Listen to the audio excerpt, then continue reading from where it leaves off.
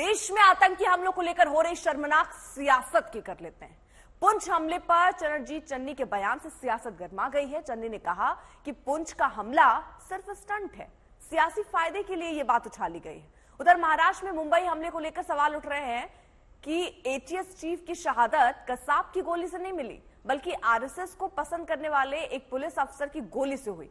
उधर कश्मीर में फारूक पाकिस्तान की बहादुरी के कसीदे पढ़ रहे हैं।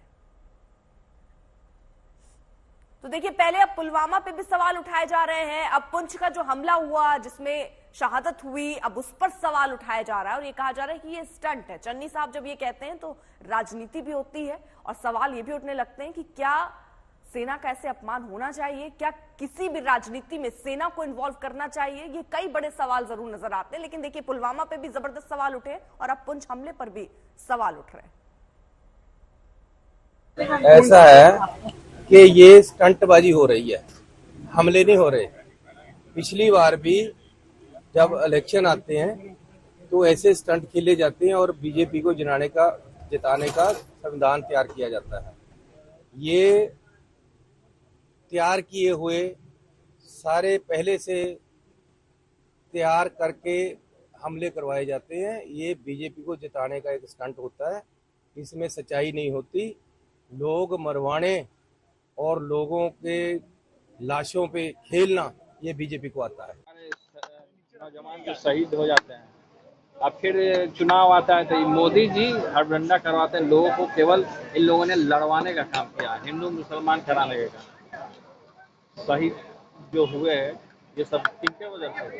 ये मोदी जी के वजह से हुए, नहीं तो पहले कहाँ कोई शहीद हुआ।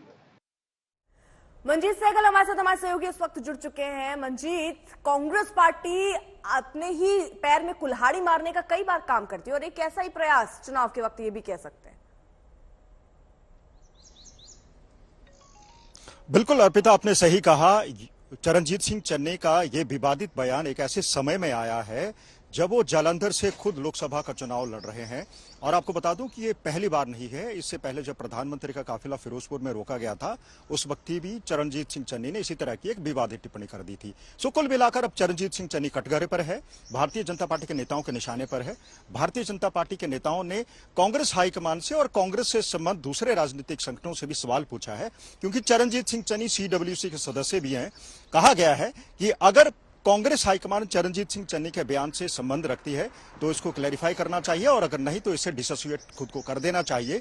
क्योंकि चरणजीत सिंह चन्नी ने सिर्फ सैनिकों की शहादत पर ही सवाल नहीं उठाया है, ये देश के खिलाफ भी उठाया है, क्योंकि ये देश के सम्मान की बात है, देश की अस्मिता का सवाल है। और चरणजीत सिंह चन्नी एक ऐसे समय में ये सवाल कर रहे हैं जब आतंकवादी हमला एक जवान की जान ले रहा है। उससे पहले पाकिस्तान का रोल, भूमिका आप देख लीजिए। तो कहीं ना कहीं चरणजीत सिंह चन्नी अब कटघरे में है, भारतीय जनता पार्टी के नेताओं के निशाने पर है और उनसे माफी मांगने को कहा गया है। लेकिन फिलहाल चरणजीत सिंह चन्नी ने अभी तक आप नजर बनाए रखिए, आगे भी आपसे अपडेट लेंगे।